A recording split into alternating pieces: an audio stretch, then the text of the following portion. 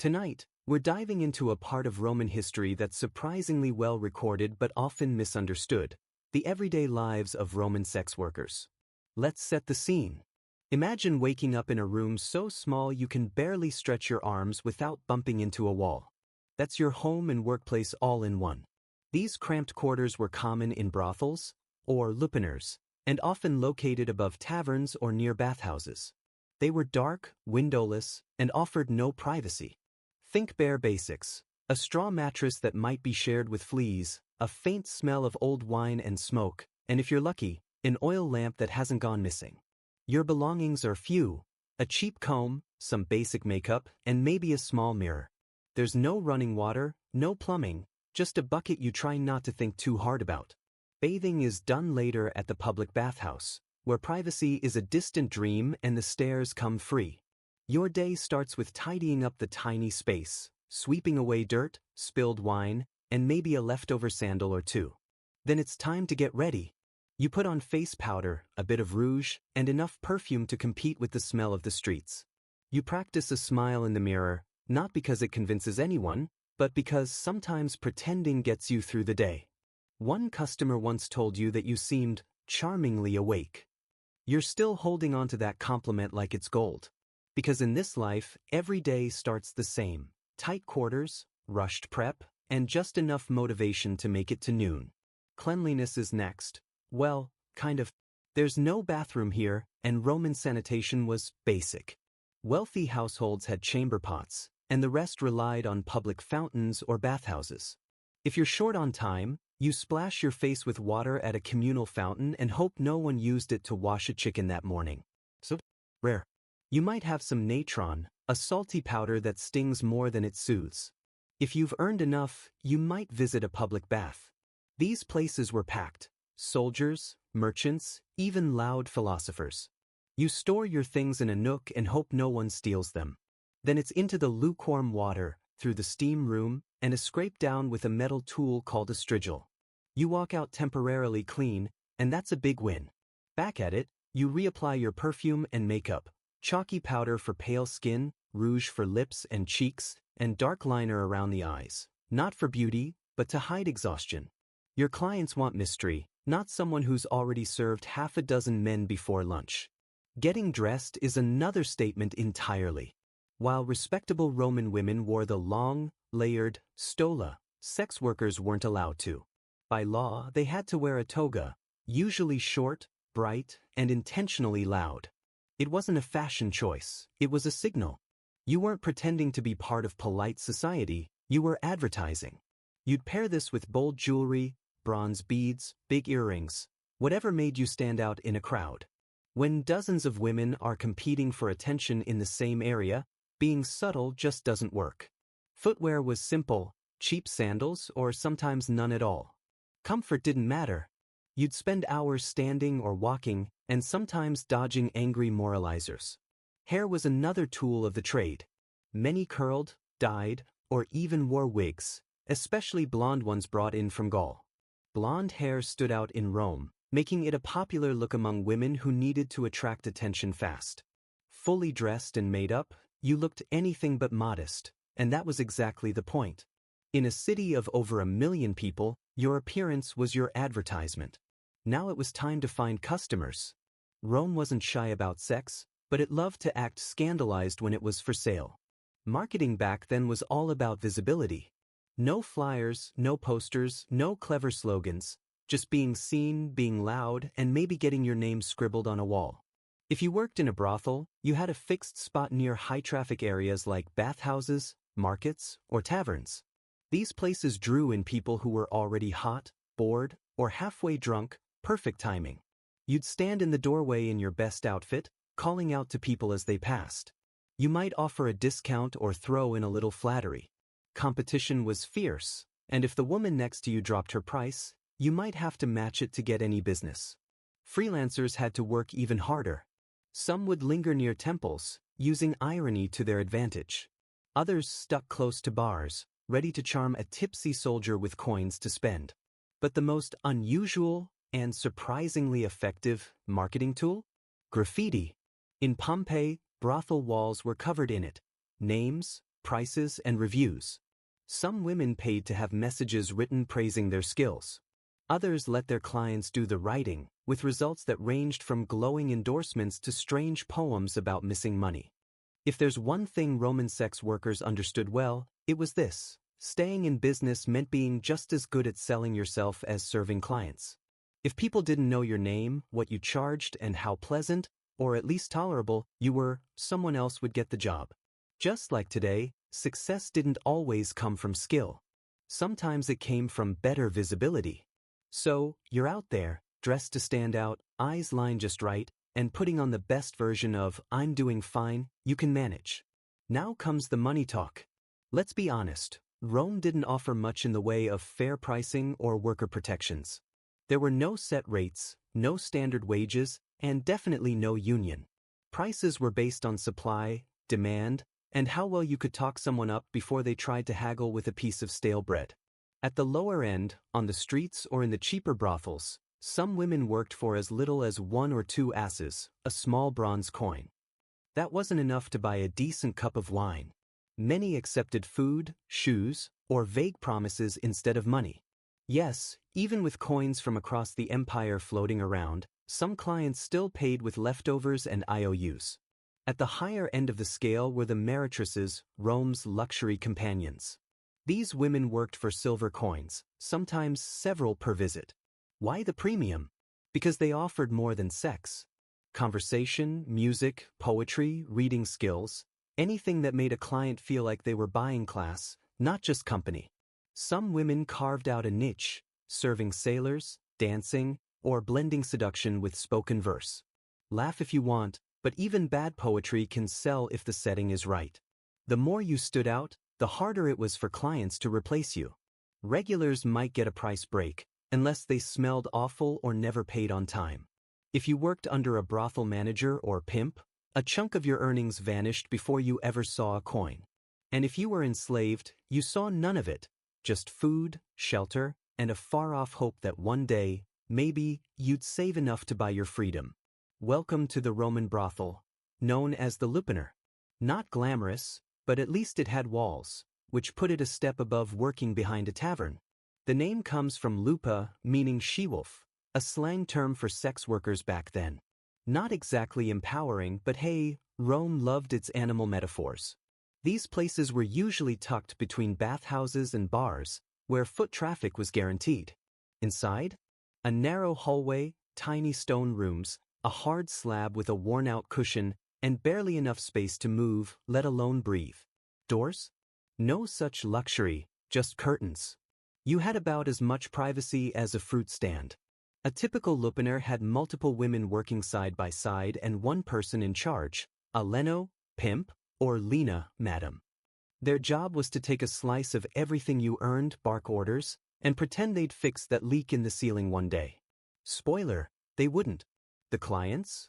A mix of nervous teens, sweaty soldiers, and older men pretending this was an intellectual visit. Some barely lasted a minute. Others talked too much. Poetry recitals during visits were not unheard of, and not appreciated. When business slowed, you sat by the door, trying to look appealing but emotionally checked out. 2 coins today. I'll pretend to care. Graffiti covered the walls. Names, prices, even ratings. One read, Felix came back twice. Another? Ties gives a great time. Some drawings were optimistic in anatomy. Confidence clearly wasn't in short supply. Was the lupanar life easy? But it was steady. A roof, a bed, kind of, and a front row seat to human behavior in all its messy glory. But not everyone worked in brothels. Some women operated out of taverns instead. If brothels were like chaotic little office cubicles, taverns were more like open-air startups, loud, unpredictable, and soaked in cheap wine. Known as caponi or papini, these spots drew a crowd: drunk locals, traveling merchants, off-duty soldiers, and guys with more debt than sense. Your job? Pour the wine, smile just enough, and sidestep anyone getting handsy. With one hand, you filled dirty cups with watered-down wine. With the other, you flirted enough to keep tips coming, but not so much that a fist fight broke out, unless the fight was entertaining. Taverns were technically food joints, so the air smelled like stewed cabbage, fish sauce, and body odor. That stuck to your tunic and your mood. But it also meant you could upsell. 2 coins more and I'll pretend you don't reek of garlic. Some women worked out of back rooms or upstairs, turning the tavern into a part-time brothel with drink service. Others kept it light, sitting on laps, offering compliments, and tossing out seductive lines like, "Nice toga." That was high praise in Rome. Payment was immediate. No credit, no tabs. If someone tried to skip out, you had options: yell, threaten, or call over the bouncer, usually a retired gladiator who didn't like games. The upside of tavern work? More customers, better odds at tips. The downside? You were pouring drinks, offering emotional support, and handling emergencies, all without a break. And no, nobody tipped for emotional labor back then either. The background noise? A mix of dice games, arguing over who invented democracy, and that guy with a lute who couldn't carry a tune. Exhausting, chaotic, and covered in sweat, but it kept the money coming. Most days, anything. For the bold, the desperate, or the truly independent, there was always one last option: the street. Freelance sex work meant wandering Rome as your own boss, and hoping not to get arrested.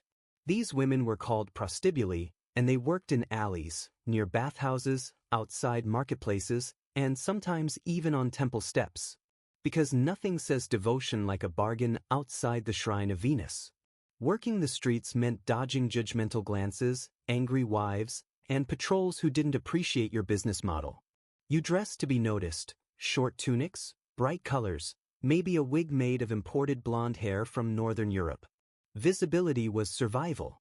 Approaching clients took timing, charm, and the ability to read body language fast.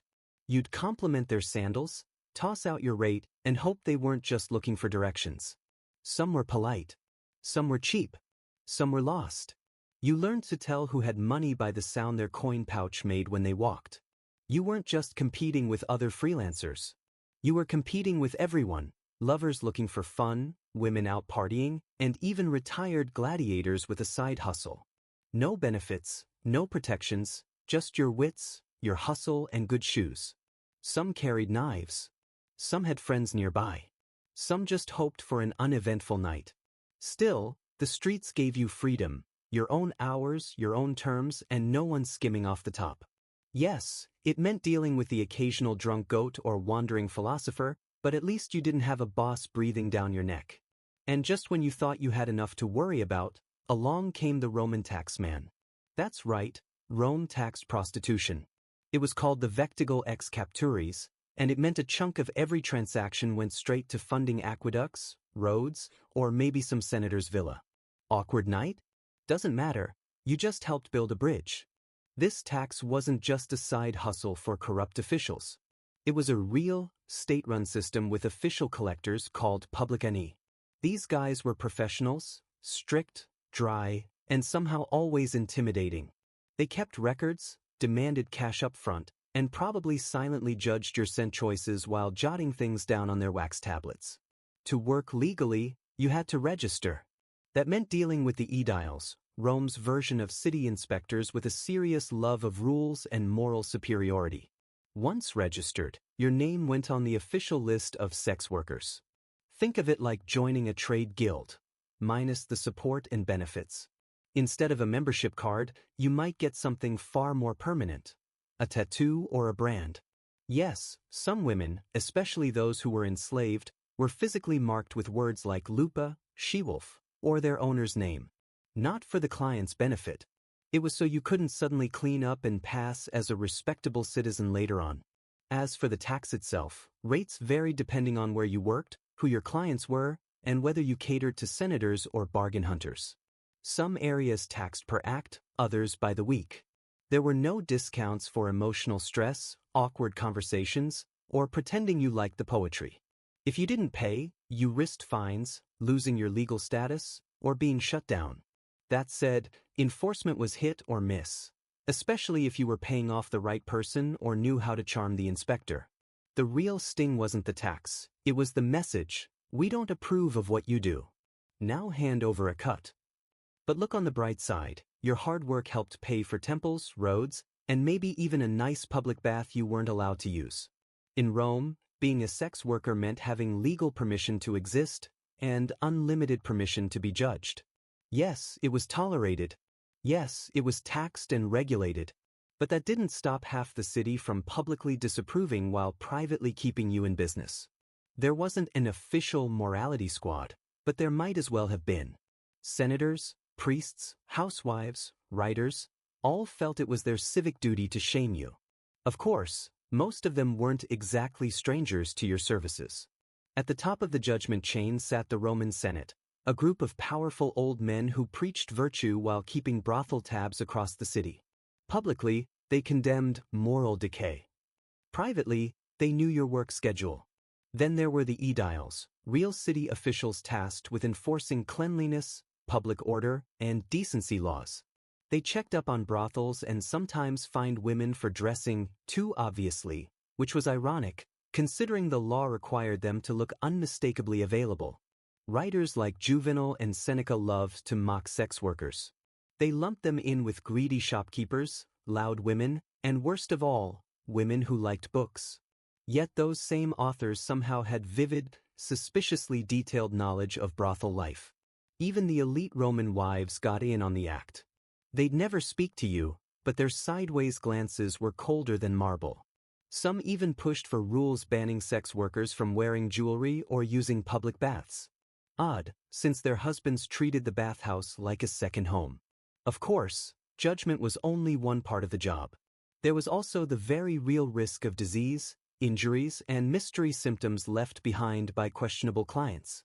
Welcome to the healthcare side of things, where the treatment plan was hope, prayer, and diluted wine. Let's start with the big one, sexually transmitted infections. Ancient Romans didn't understand bacteria, but they definitely noticed when things didn't feel right. There are records describing rashes, pain, and things falling off that should have stayed on. Doctors recommended vinegar rinses, herbal creams, and pleading with the gods. Pregnancy was another constant concern. No pills, no shots, but there were workarounds. Some women used plants like silphium, now extinct, thanks to overuse, or makeshift methods like animal intestines and wool soaked in herbs. The results? Unpredictable. If you got pregnant, choices were limited. Some raised the child in the brothel.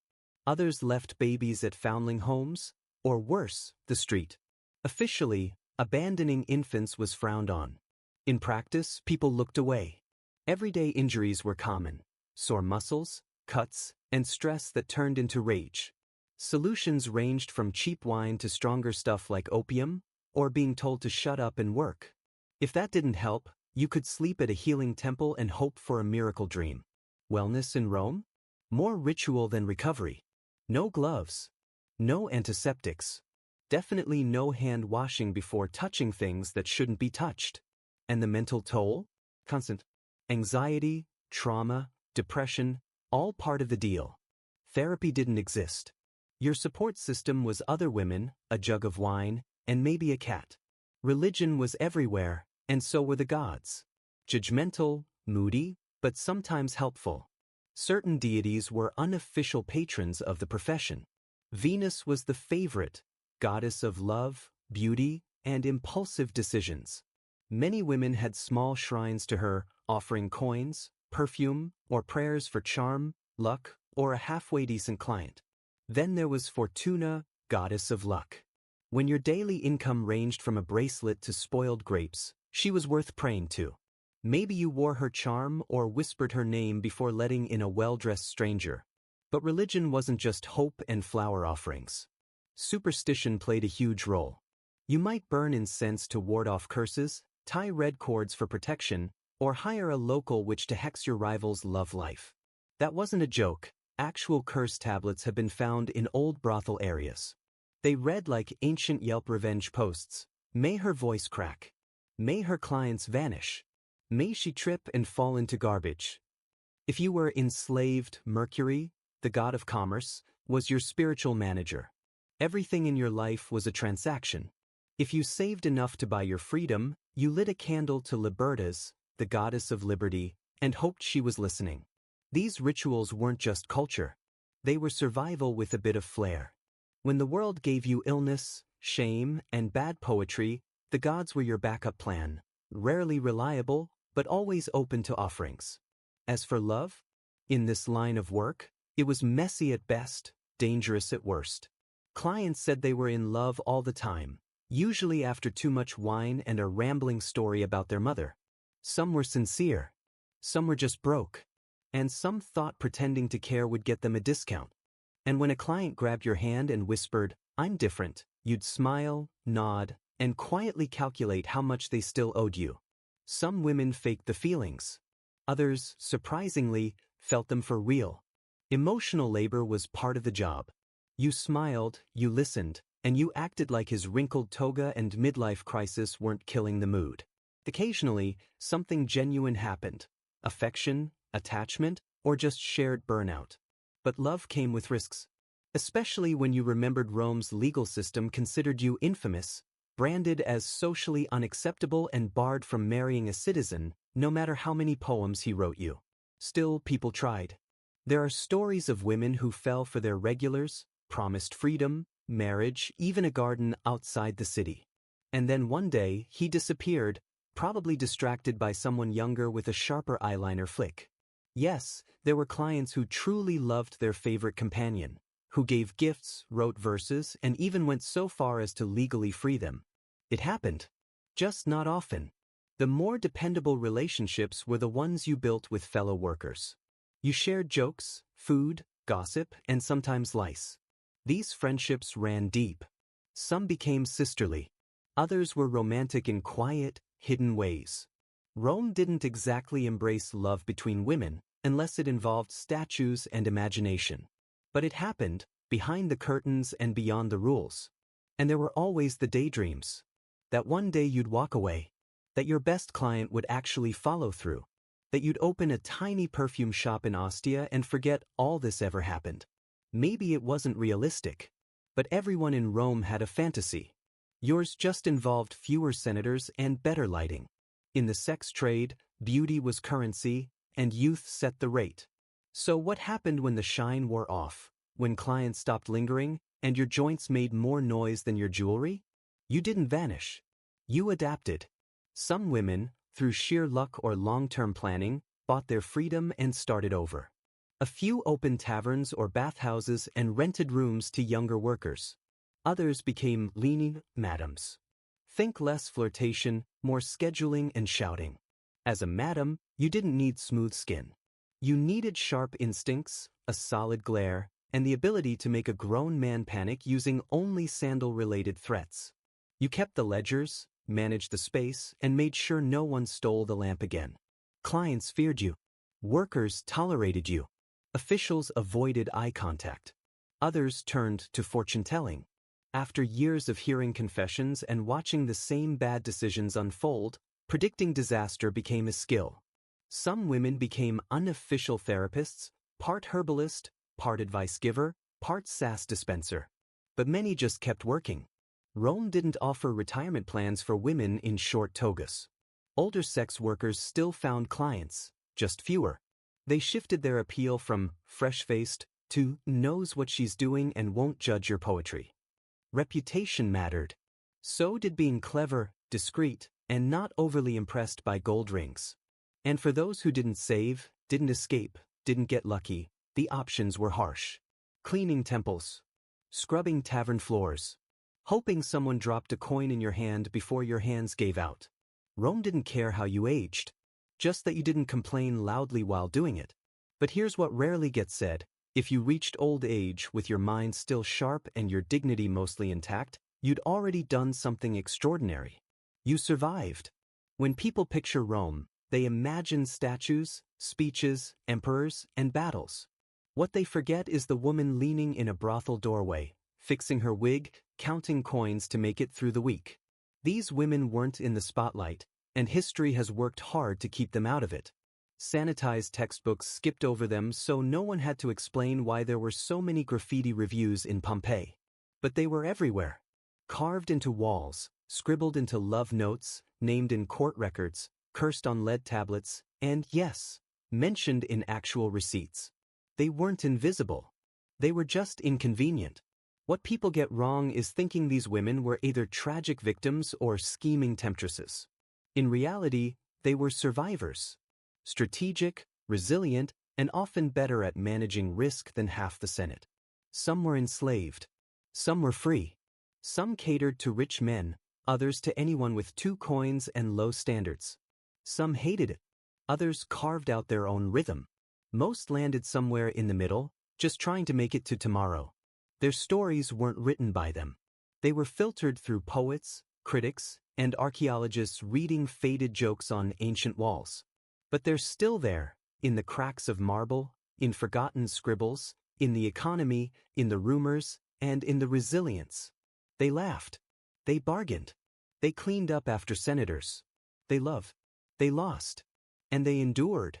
No statues. No fancy tombs. Just a name scratched on a wall. Maritima was here, and worth every coin. So next time someone romanticizes the glory of ancient Rome, remember, behind every philosopher in a clean toga was a working woman keeping the economy and the gossip alive. Angelica was one of the most valued plants in early Northern European healing. Viking healers relied on it for a wide range of treatments. They used the root, leaves, and seeds, often drying the root and steeping it into a strong herbal brew to treat internal infections. It was known for warming the body, boosting circulation, and calming inflammation. For wounds, especially the kind left to fester in dirt or rough conditions, it became an essential ingredient. A healer might mix crushed angelica root with animal fat or beeswax to make a paste and apply it directly to infected skin. Taken as a tea or tincture, angelica helped with chest infections, fevers, and digestive issues, problems that were deadly in a world without antibiotics. But its role wasn't just physical.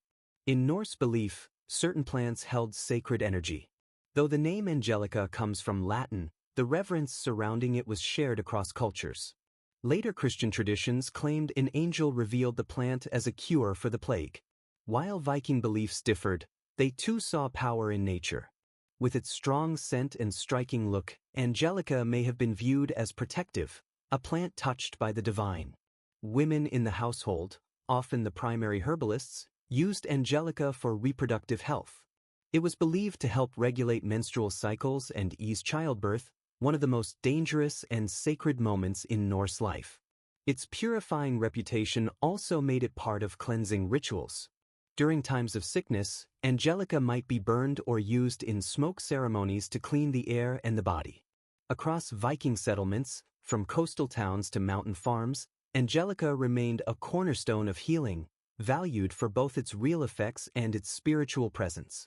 As the harsh Viking winter ended, spring brought a seasonal remedy that was just as important as any herb, birch sap. The birch tree, common across Scandinavia, wasn't just good for wood. It was considered a living source of medicine. Healers tapped the trees as the sap began to rise, collecting the clear, slightly sweet liquid before the season changed and the window closed. The sap was served fresh or lightly fermented into a drink. It was a powerful tonic for people worn down by illness, fasting, or just the long winter. Rich in minerals and natural sugars, it helped rehydrate the body and restore lost strength. Without formal science, Viking healers still understood its value. For fevers, they often paired birch sap with cooling herbs like elderflower or meadowsweet. The idea was simple: lower the heat, nourish the body. In more serious cases, bitter herbs like wormwood were added to cleanse the system. Birch wasn't just used internally. The bark, when boiled, created a tar-like substance with antiseptic effects, good for burns, infections, and insect bites.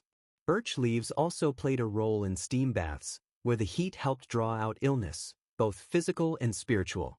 These baths were often paired with prayers or rituals to rebalance the person as a whole. Symbolically, the birch tree stood for renewal. It was usually the first tree to regrow after land was cleared, making it a strong symbol of recovery and new life.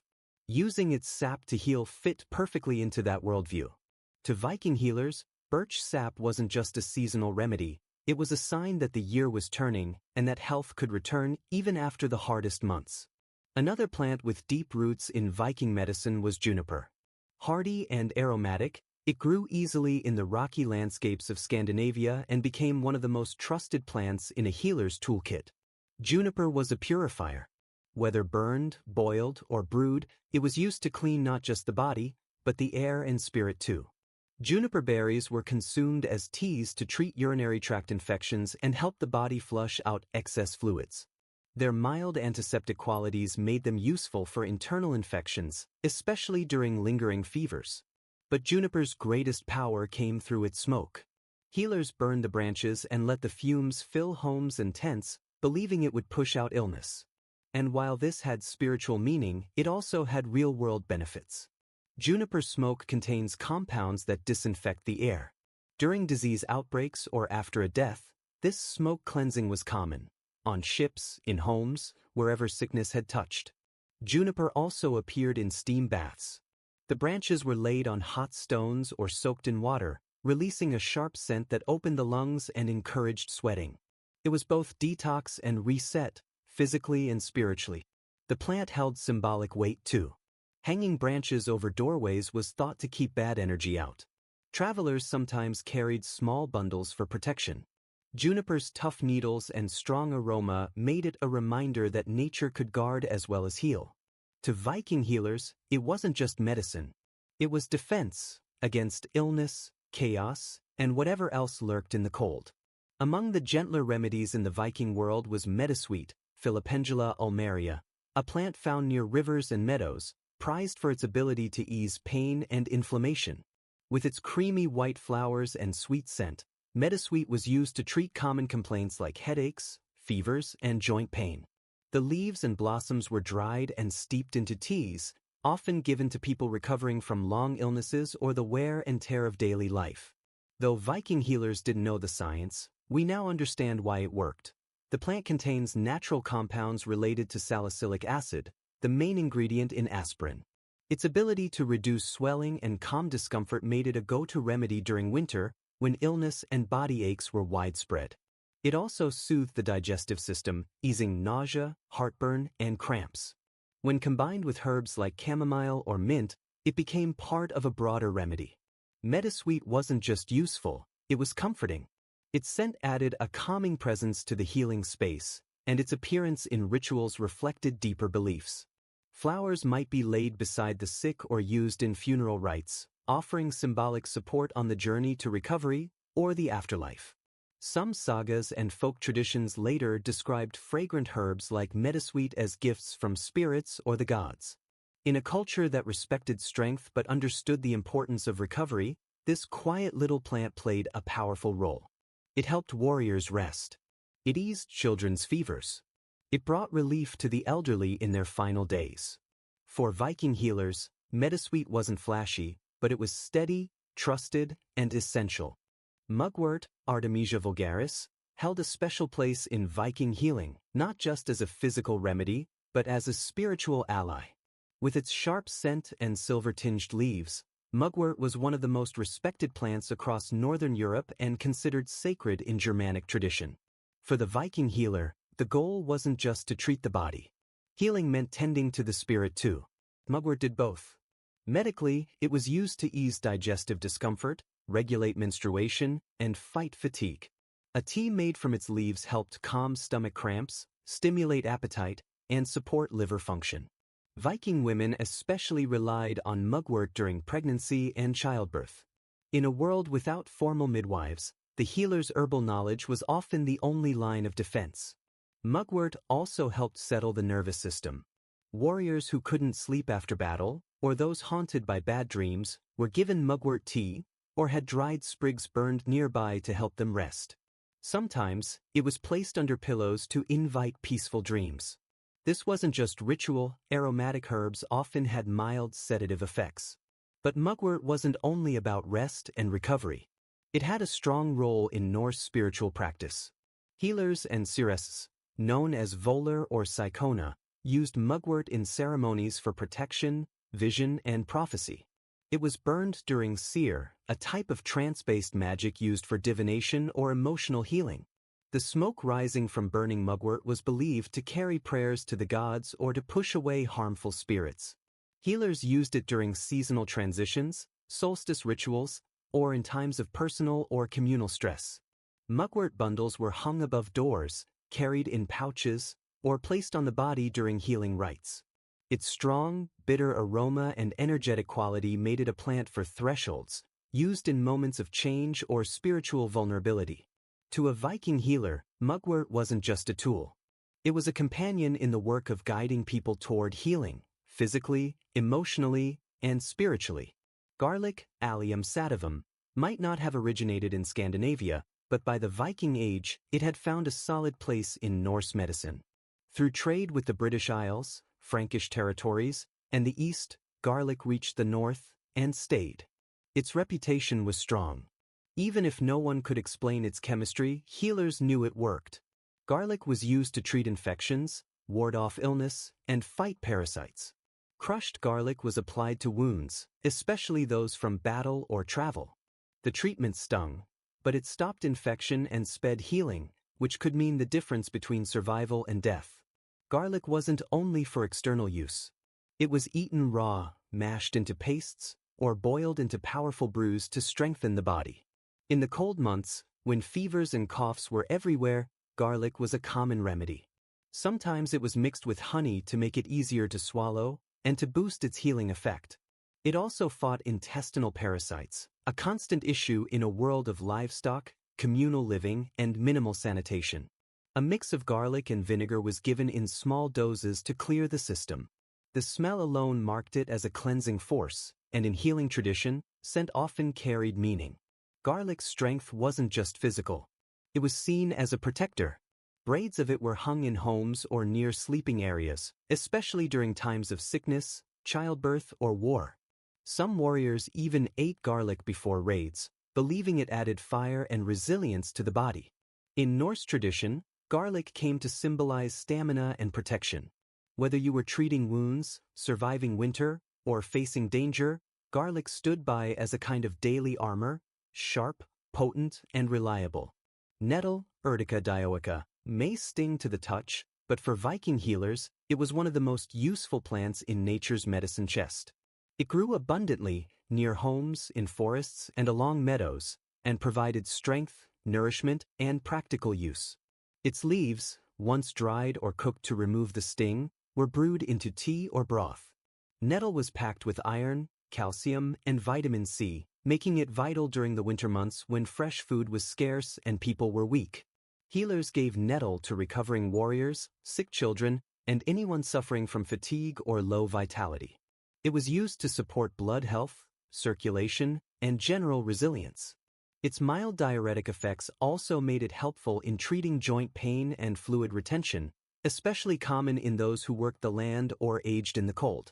Externally, nettle had a surprising use. Fresh stalks were sometimes brushed over sore joints or stiff muscles, a practice called urtication. The sting brought blood to the surface and was believed to awaken the body's energy and ease pain. Strange by modern standards, but passed down through generations because it worked, at least often enough. Beyond medicine, nettle was woven into ropes, fishing nets, and even clothing. Its fibers were tough, and during shortages of wool or flax, nettle provided an essential backup. It didn't just heal bodies, it helped sustain communities. Symbolically, nettle reflected Viking values, strength, survival, and persistence. It came back year after year, no matter how often it was cut. And for the healer, it was a reminder that even pain could serve a purpose, and that the wildest plants often had the most to give. Viking herbal medicine wasn't written in scrolls. It lived in songs, stories, and spoken instructions. Passed from mother to daughter, from wise woman to apprentice, it was a living practice grounded in the land and shaped by belief. Healing was never just about fixing a symptom. It was about restoring balance to the person, the home, and the unseen forces believed to influence both. Illness could be physical, yes, but it might also reflect a broken thread in fate or an unspoken shift in the world's harmony. Healers worked with what the land gave. They knew which roots to dig in autumn, which herbs to harvest in spring, and how to dry and store them for the long winter. Every plant had a role. Yarrow, angelica, birch, juniper, meadowsweet, mugwort, garlic, nettle, they were more than remedies. They were the tools of a worldview where nature, spirit, and body were inseparable. Women were at the heart of this knowledge. In homes, on farms, and in villages, they treated illness, led rituals, and guided the wounded.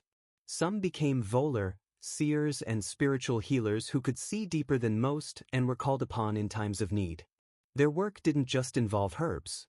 It involved intuition, ritual, and a connection to the divine. Goddesses like Frigg, Air, and Freya. Healing in the Viking world was complex, practical, sacred, and always rooted in the rhythms of nature. Healing in Viking society was more than a task. It was a sacred act, something that connected human life to the spiritual world. The healer didn't just treat illness. They helped realign a person with the forces of nature and the will of the gods. But as Christianity spread and Norse beliefs faded, much of this knowledge began to disappear. Some of it was adopted into Christian practices. Monasteries preserved certain herbs and techniques. Others were lost, dismissed as superstition, or pushed into silence. Even so, traces remain. Folk healers in Scandinavia carried on bits of this tradition. Modern herbalists still use many of the same plants. And there's a growing interest today in ancestral knowledge, what the land taught, what the women remembered, and what was never written down but always passed on. The legacy of Viking healing isn't just about the plants.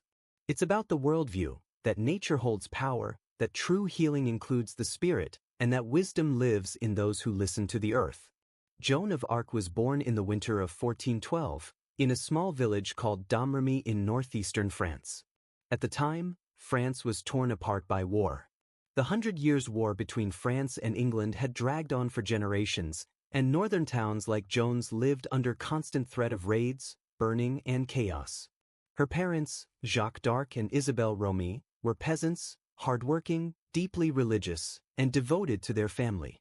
They owned a bit of land, a few animals, and survived through farming. Joan, like most girls in her position, didn't go to school and never learned to read. But she was known for her strong faith and quiet determination. She helped around the house, watched the sheep, and spent hours in prayer at the local chapel. Though technically under French control, Domremy sat near territory loyal to the English and their allies. Life was fragile. Homes were burned. People vanished. Stories of saints and soldiers, kings and betrayals, filled the air Joan breathed. Despite the fear, Joan was loved in her village. Neighbors saw her as kind, devout, and unusually serious for her age. She often visited a nearby chapel dedicated to the Virgin Mary. Later, she would say that this was where her calling began. No one could have imagined that this quiet teenager, illiterate, unknown, would one day meet with kings, lead armies, and shift the course of European history. Joan was 13 when she said it happened. One day, alone in her father's garden, she heard a voice. Bright lights surrounded her, and figures appeared, figures she would later identify as Saint Michael, Saint Catherine, and Saint Margaret. At first, she was terrified. But the visions kept coming, and the message became clear: she was chosen to save France. She didn't tell anyone, not yet. Who would believe her? But as time passed, her conviction grew. She began fasting, praying more deeply, and preparing herself spiritually for what she believed was God's mission. That mission, to drive the English out of France and make sure Charles, the Dauphin, was crowned king. By 1428, France was in crisis. The English controlled much of the north. The city of Orleans was under siege. The Dauphin had not been crowned, and his claim to the throne was shaky. Joan, now 16, decided it was time.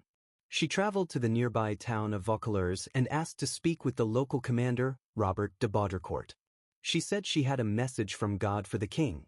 They laughed at her, a teenage girl in peasant clothes, talking about visions. But she kept coming back.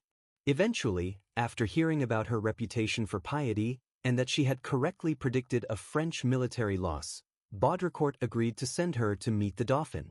Dressed in men's clothing and escorted by guards, Joan set out on the long, dangerous journey across enemy territory. Her transformation from village girl to divine messenger had begun. In early 1429, Joan arrived in Chinon, where the Dauphin, Charles, held court. She had traveled over 300 miles, through war-torn land, disguised to protect herself from attackers. When she stood before Charles and his court, the mood was skeptical. To test her, Charles disguised himself among his advisors. Joan, having never seen him before, walked straight up to him and identified him without hesitation. People were stunned. She spoke of private matters only Charles could have known, possibly a prayer or personal fear. Whatever it was, it left an impression. Still, Charles wanted to be sure. He sent Joan to Poitiers to be examined by church officials and scholars. For weeks, they questioned her about her visions, her beliefs, her moral conduct. She was a teenage girl facing an educated panel of men, but she answered calmly and with conviction. They tested her purity, believing it was essential for a divine mission. She passed. They found nothing dangerous or heretical in her claims. And many noted her intelligence and composure, despite her lack of education. The court decided she could be sent to Orleans. But before leaving, Joan made a request, not for a weapon, but a symbol. She asked for a banner. The one she received was white, bearing the names Jesus and Mary and an image of Christ. It became her most prized possession. She carried it into every battle, saying she preferred it over the sword. She was also given a custom suit of white armor and a sword, which she claimed to have found behind the altar of a chapel, led to it by divine guidance. At just 17 years old, Joan was about to enter battle.